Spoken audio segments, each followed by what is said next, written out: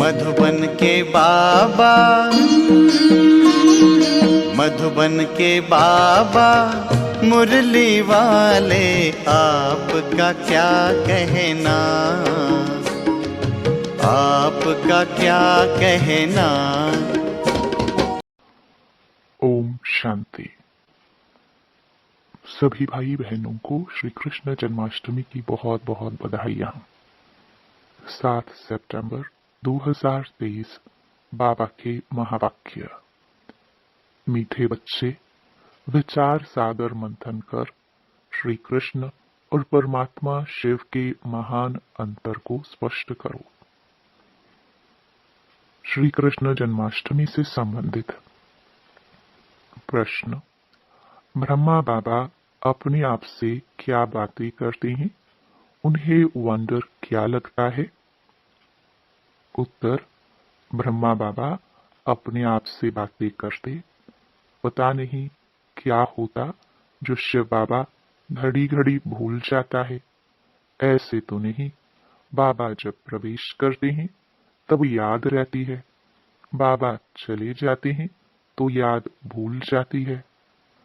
परंतु मैं तो उनका बच्चा हूँ, याद भूल क्यों जाती?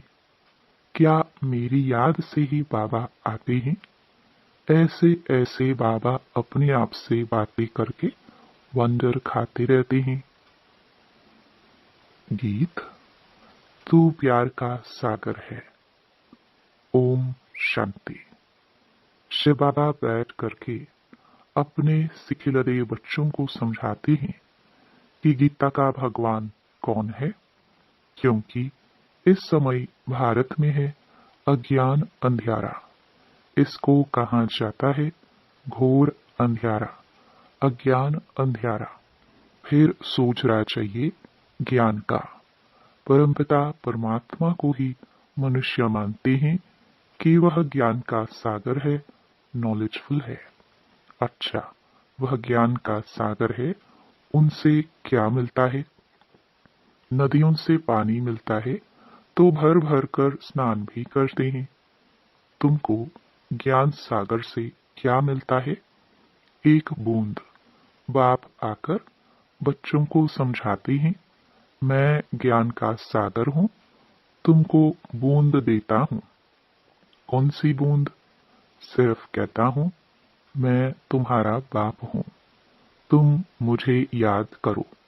समझो कि हम अपने शांति धाम सुख धाम जाते हैं।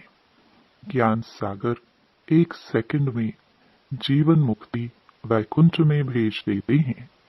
घर बैठे भी दिव्य दृष्टि दे देते हैं। मनुष्य तो एक दो को सामने दृष्टि देते हैं, बाबा घर बैठे साक्षात्कार करा लेते हैं। एक बूंद मिलने से तुम यहाँ से चले जाते हो, यहाँ बैठे बैठे तुम वैकुंठ में चले जाते हो।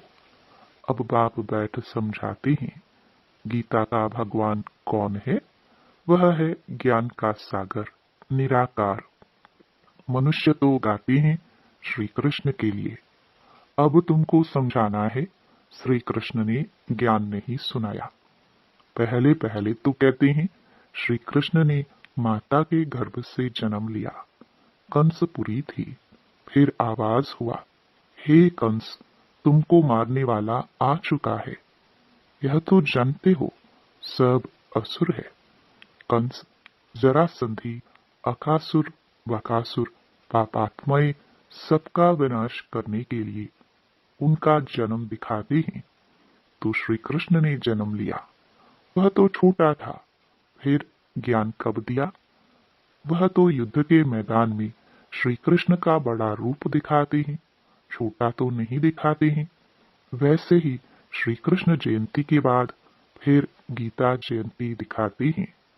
कुछ समय के बाद जब वह बड़ा हुआ तब ज्ञान दिया होगा। यह भी दिखाते हैं जन्म लिया है। टाइम भी दिखाते हैं, रात्रि के समय। यहाँ तुम देखते हो शिव बाबा की पधरामणि हुई है।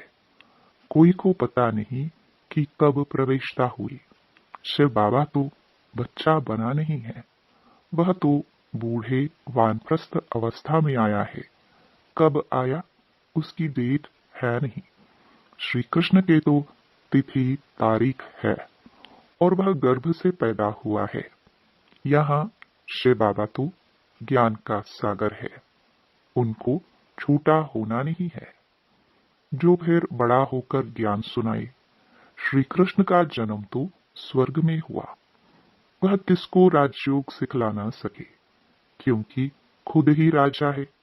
बरोबर तुम जानते हो, निराकार बाप ही आकर राजयोग सिखलाते हैं, पतित को पावन राजाओं का राजा बनाते हैं।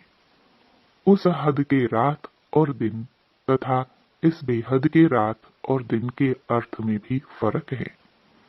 यह है संगम, जबकि ब्रह्मा की रात पूरी हो, ब्रह्मा का दिन शुरू होता है।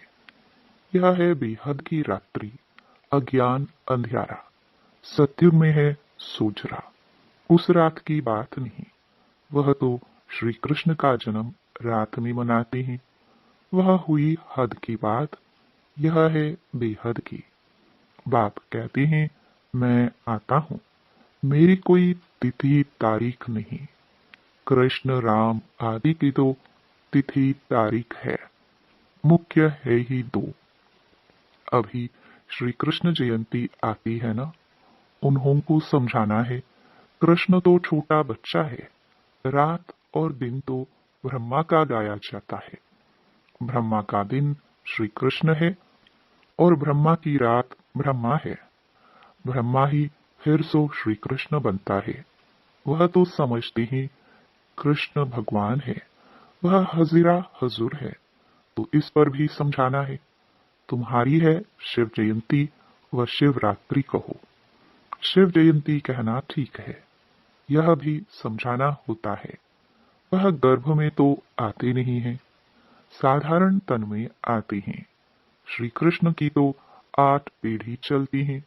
छोटेपन में उनको मोहन अथवा कृष्ण कहते हैं। वैसे प्रिंस ऑफ वेल्स है, वैसे पहले पहले गद्दी इंद्रप्रस्थ की प्रिंस ऑफ इंद्रप्रस्थ। फिर वह प्रिंस से किंग होगा। कृष्ण अक्षर नहीं, महाराजा नाम ही गाया जाता है। श्री लक्ष्मी नारायण को महाराजा महारानी कहते हैं। किंग अक्षर अंग्रेजों का है, असुल नाम महाराजा महारानी है। ऐसे नहीं कि नारायण ने ज्ञान दिया था, स्वयंवर बाद श्री कृष्ण फिर श्री नारायण बनते हैं। अब इस ज्ञान सागर शिव का नाम तो बदलता नहीं, एक ही नाम है। उनका वह रथ तो बड़ा है, आने से ही ज्ञान सुनाना शुरू कर दिया है। यह ब्रह्मा तो कुछ नहीं जानते थे, समझ में आता है इनमें आया हुआ है जो साक्षात्कार कराते हैं, नॉलेज दे रहे हैं। यह साक्षात्कार का राज अथवा यह नॉलेज शुरू से पहले समझ में नहीं आती थी। बाबा अपना अनुभव बतलाते हैं। शुरू में बनारस गए तो दीवारों पर गोले आदि निकालते रहते थे। समझ में कुछ नहीं आता था यह क्या है, क्योंकि यह तो जैसे बेबी बन गए, नया जन्म लिया ना। कहते हैं ना बाबा, हम 8-10 मास का आपका बच्चा हूं, तो मैं भी बच्चा हो गया। तो पहले कुछ समझ में नहीं आता था। वह ज्ञान की बातें ही और थी। अगड़म बगड़म क्या क्या बैठ निकालते थे। अभी तो सीखते सीखते कितने वर्ष हो गए हैं, अभी बाप की बातें समझ में आती हैं। बच्चों को कृष्ण जयंती पर समझाना है। चित्र तो बरोबर है, झाड़ में ब्रह्मा का चित्र भी है। मक्खन तो यह हप कर लेते हैं, विश्व के मालिक बने का माखन है। श्री कृष्ण तो सत्युग की प्रारब्ध लेकर के आया है। श्री कृष्ण है सत्युग का पहला प्रिंस, फिर उनके बच्चे भी प्रिंस बनेंगे। यह है उनकी प्रारब्ध जो कलयुग में तो थी नहीं। तो यह सूर्यवंशी की प्रारब्ध किसने बनाई? गाया जाता है ज्ञान सूर्य प्रगटा, अज्ञान अंधेर विनाश, ज्ञान सागर तो शिव बाबा है। वह आए हैं और स्वर्ग की स्थापना कर रहे हैं। कॉन्ट्रास्ट बतलाना है। श्री कृष्ण कैसे गर्भ में आया दिखाते हैं। वहां कंस, जरासंधि आदि थे, परंतु वहां सतयुग में असुर तो हो ना सके। असुरों और देवताओं की लड़ाई दिखाते हैं तो जरूर असुर कलयुग अंत में होंगे, देवताएं सतयुग आदि में होंगे। दोनों की लड़ाई तो लगी नहीं है। महाभारत लड़ाई बरोबर है। देवताएं तो यहाँ हो ना सके। असुरों की असुरों से लड़ाई चली है। मुसलमानों का राज्य भी देखते हो, बरोबर यादव कौरव पांडव भी है। पांडव हैं नॉन वायलेंस योग बल वाले। यहाँ तो रक्त की नदियां बहती रहती हैं। दुश्मनी तो है ना। पार्टीशन में रक्त की नदी अच्छी ही बही थी ना। भाई भाई की युद्ध हुई, भाई भाई तो है ना। लड़ाई उन्हों की लगती है, नहीं तो रक्त की नदी कैसे बहे। यह तो एक दो का खून करते हैं, तलवारें चलाते हैं, तब रक्त की नदी बहती है। और है यह संगम का समय। रक्त की नदियों बाद फिर घी की नदियां बहनी है। श्री कृष्ण तो छोटा प्रिंस है, फिर उनकी भी बैठ ग्लानी की है। उनको तो ज्ञान सागर कह नहीं सकते। देवताओं की महिमा तो गाई जाती है। सर्वगुण संपन्न मर्यादा पुरुषोत्तम। यह महिमा बच्चे की नहीं हो सकती। महिमा हमेशा राजा रानी की चलती है। वह फिर लक्ष्मी नारायण को सतयुग में और कृष्ण को द्वापर में ले गए हैं। कितनी बड़ी भूल करती है। लक्ष्मी नारायण की छोटेपन की कहानी भी कोई बता नहीं सकते। राम सीता की भी कुछ न कुछ बतलाते हैं। कृष्ण की भी उल्टी सुलटी बात बतलाते हैं। कुछ तो सुलटी कहानी भी बताओ। लक्ष्मी नारायण की तो महिमा गाई जाती है। सर्वगुण संपन्न, 16 कला संपन्न, संपूर्ण निर्विकारी, मर्यादा पुरुषोत्तम, अहिंसा परमो धर्म। अच्छा, उन्हों को राज्य किसने दिया? मनुष्य का नाम सुन मूंझ जाते हैं। लक्ष्मी नारायण कहने से तुम चले जाते हो सतयुग में। यह है नर से नारायण बनने की कथा। श्री कृष्ण बनने की कथा नहीं कहते। इसको सत्य नारायण की कथा कहेंगे। सत्य कृष्ण की कथा नहीं कहा जाता। सच्चा बाबा ज्ञान सागर यह कथा सुनाते हैं। सारी सृष्टि के आदि मध्य अंत की कथा है। उसमें श्री लक्ष्मी नारायण की कथा भी आ जाती है। उनके 84 जन्मों की कथा दिखलाते हैं। श्री नारायण की कथा से बेड़ा पार हुआ। बरोबर बाप बैठ बच्चों को नर से नारायण बनने की सच्ची कथा सुनाते हैं। श्री नारायण तो बड़ा है ना। स्वयंवर से पहले कौन थे? क्या लक्ष्मी नारायण ही नाम था या दूसरा और कोई नाम था? है राधे कृष्ण, जिनका स्वयंवर बाद लक्ष्मी नारायण नाम रखा है। बाबा ऐसे निबंध देते हैं, फिर तुमको विचार सागर मंथन करना चाहिए। पहले नंबर की भूल है यह। तुम जानते हो अभी है कलयुग। यादव कौरव पांडव भी हैं। कलयुग का समय भी है। कलयुग के बाद जरूर सतयुग होगा। बाप कहते हैं, मैं गाइड बन आया हूँ, रावण के चंबे से छुड़ाए वापस ले जाने। आत्माओं को ही ले जाऊंगा। गाया जाता है, आत्मा परमात्मा अलग रहे बहुकाल। ऐसे नहीं कि श्री कृष्ण अलग रहे बहुकाल। महिमा ही उस निराकार की है। सुंदर मेला कर दिया जब वह सतगुरु मिला दलाल। यहाँ तो सब गुरु ही है, गाया हुआ है, सतगुरु मिला दलाल।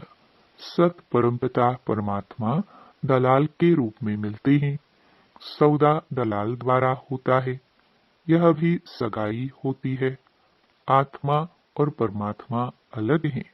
परमात्मा है निराकार। वह आकर इसमें प्रवेश कर तुम्हारी सगाई करते हैं, खुद दलाल बनते हैं। कहते हैं मुझ परमपिता परमात्मा को याद करो। इस शरीर में बैठ कहते हैं मामेकम याद करो। मैं तुमको माया रावण से लिबरेट कर साथ ले जाऊंगा। तुमको फिर राजाई देकर मैं निर्वाण धाम में बैठ जाऊंगा। कृष्ण थोड़ी ऐसे कहेंगे। यह है ही आत्मा और परमात्मा। कृष्ण तो छोटा बच्चा है। बातें तो बहुत हैं समझाने की। तो बाबा ने समझाया है कैसे इसमें प्रवेशता हुई। फिर समझने लगा मैं राजाओं का राजा बनता हूँ। विष्णु का साक्षात्कार हुआ और दिल में बहुत खुशी हुई। फिर विनाश का साक्षात्कार भी हुआ, परंतु इतना समझ में नहीं आया। अभी समझते हैं। बाबा ने यह साक्षात्कार कराया, तुम नर से नारायण बनेंगे। परंतु उस समय इतनी समझ नहीं थी। जैसे बाबा रात को बतला रहे थे, पता नहीं क्या होता है जो शिव बाबा को याद करना भूल जाता हूँ। ऐसे तो नहीं, बाप जब प्रवेश करते हैं तब समझता हूँ बाबा आया है, याद रहती है। बाबा चला जाता है तो भूल जाता हूँ। पॉइंट सुनाते हैं तो फील होता है बेहद का बाप आकर सुनाते हैं, परंतु मैं खुद ही भूल जाता हूँ। क्या मेरी याद से ही आता है? ऐसे कहे मैं घड़ी घड़ी याद करता हूँ। भल आवे इसमें तो सबका कल्याण है। याद ही मुख्य हो जाती है। आए न आए बाबा को याद जरूर करना है। बाबा ने समझाया है कि गीता जयंती के बाद होती है कृष्ण जयंती। पहले तो शिव जयंती, फिर गीता जयंती, फिर कृष्ण जयंती। शिव तो बड़ा है, फट से आया और गीता सुनाई, छूटा तो नहीं है। इन बातों पर विचार सागर मंथन करना चाहिए, कैसे हम समझाए। पहले ख्याल करो शिव किसको कहते हैं जिसकी रात्रि मनाई जाती है। सतयुग है श्री कृष्ण की राजधानी। नर से नारायण बनने की नॉलेज तो जरूर फादर ही देंगे। यह नॉलेजफुल है, और किसको नॉलेजफुल नहीं कहा जाता। God is knowledgeful. रचयिता बीज रूप है। वही ड्रामा की नॉलेज सुनाएंगे। ड्रामा कब शुरू होता है और फिर कब पूरा होता है किसको पता ही नहीं है। सतयुग से कलयुग अंत तक वर्ल्ड की हिस्ट्री ज्योग्राफी कैसे रिपीट होती है यह कोई समझा नहीं सकते। सुनावे वह जो त्रिकालदर्शी हो। त्रिकालदर्शी तो कोई है नहीं सिवाय एक के। वही तुमको त्रिकालदर्शी बनाते हैं। अच्छा, मीठे मीठे सिखिलते बच्चों प्रति माता पिता बाप दादा का याद प्यार और गुड मॉर्निंग। रूहानी बाप की रूहानी बच्चों को नमस्ते। धारणा के लिए मुख्य सार। पहला, मास्टर नॉलेजफुल और त्रिकालदर्शी बन श्री कृष्ण और परमात्मा शिव के महान अंतर को स्पष्ट कर घोर अंधियारे से निकालने की सेवा करनी है। दूसरा, बाबा जो ऐसे निबंध देते हैं उस पर विचार सागर मंथन करना है। ख्याल करना है कैसे किसको समझाए। वरदान। बुद्धि के चमत्कार द्वारा आकार में साकार का अनुभव करने वाले दिलाराम के दिलरुबा भव। कई बच्चे आए भल पीछे हैं, लेकिन आकर रूप द्वारा भी अनुभव साकार रूप का करते हैं। ऐसे अनुभव से बोलते कि हमने साकार में पालना ली है और अब भी ले रहे हैं।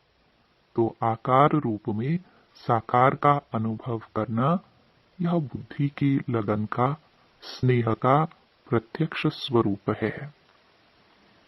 यह भी बुद्धि के चमत्कार का सबूत है। ऐसे बच्चे ही दिलाराम बाग के समीप दिलाराम के दिलरुबा है, जिनके दिल में सदा यही गीत बजता है, वाह मेरा बाबा वाह। स्लोगन: त्यागी आत्मा के हर कर्म व कदम में सफलता समाई हुई है। ओम शांति।